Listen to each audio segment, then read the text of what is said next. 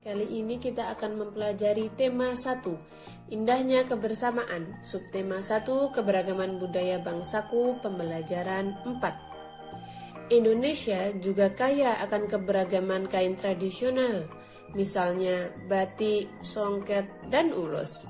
Jenis-jenis kain tersebut merupakan kekayaan budaya bangsa. Ayo kita cari tahu lebih lanjut. Di sini ada 3 kain dengan motif yang berbeda.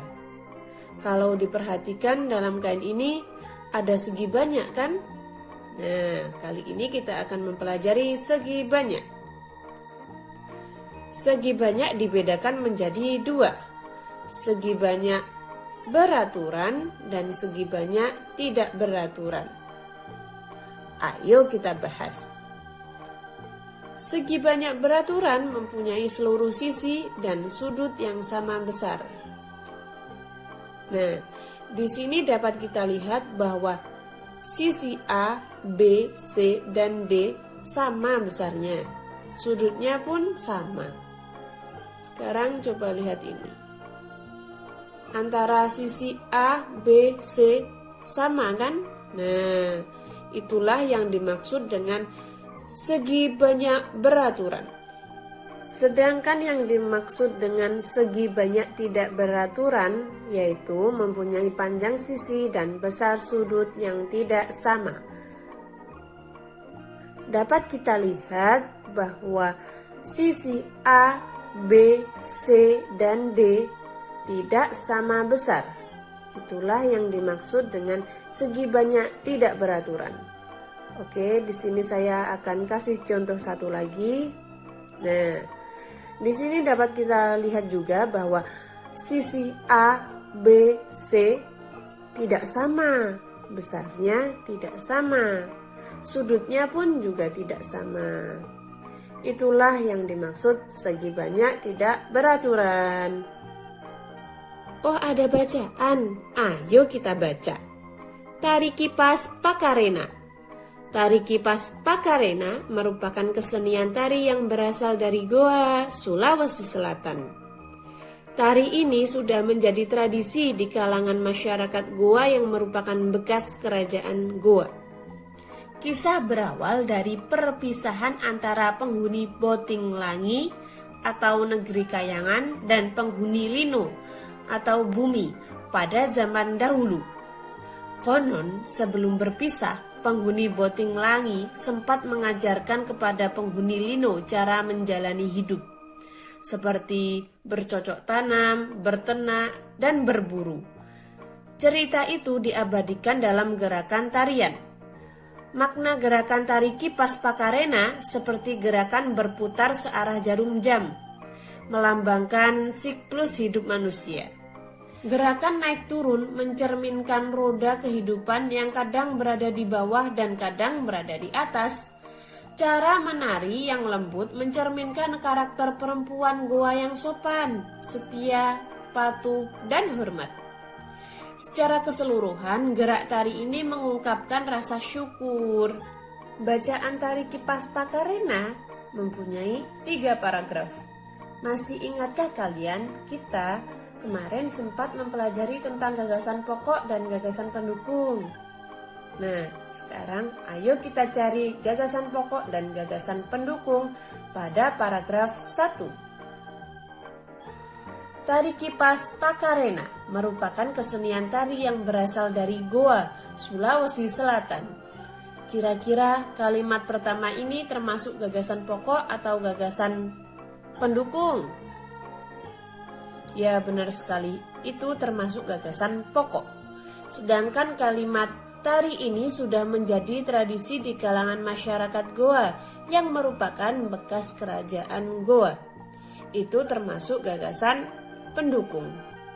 Dapat kita lihat bahwa gagasan pendukung dengan kalimat tari ini sudah menjadi tradisi di kalangan masyarakat Goa yang merupakan bekas kerajaan Goa adalah penjabaran dari gagasan pokok yang berupa kalimat tari Kipas Pakarena merupakan kesenian tari yang berasal dari Goa, Sulawesi Selatan. Selanjutnya, Nah, selanjutnya dibuat seperti ini. Apa gagasan pokoknya dan apa saja gagasan pendukungnya? Di sini ada bacaan tentang sapu lidi. Mari kita baca. Seperti yang telah kamu ketahui sebelumnya, kita hidup penuh dengan keberagaman. Di dalam keluarga, hampir setiap anggotanya berbeda. Di sekolah, kamu mempunyai teman-teman yang berbeda. Di masyarakat, kamu mempunyai tetangga yang berbeda-beda. Tahukah kamu, keberbedaan yang ada di keluarga, sekolah, dan masyarakat akan menjadi indah apabila dilandasi oleh persatuan dan kesatuan. Apa sebenarnya makna persatuan dan kesatuan? Untuk menjawabnya, mari kita lakukan kegiatan berikut. Yang pertama, ambil sebuah sapu lidi, cabut sebatang lidi dari sapu tersebut. Yang kedua, gunakan sapu dan sebatang lidi tersebut untuk menyapu. Bandingkan hasilnya. Pada umumnya, sapu lidi digunakan untuk menyapu. Bisakah sebatang lidi digunakan untuk menyapu? Tentu saja tidak. Lidi dapat digunakan untuk menyapu jika terdiri atas beberapa puluh atau ratusan lidi yang diikat cukup erat menjadi satu. Dengan menyatukan lidi-lidi dalam satu ikatan akan tercipta kekuatan yang besar. Jadi, persatuan dan kesatuan dapat diartikan kumpulan bagian-bagian yang dipersatukan.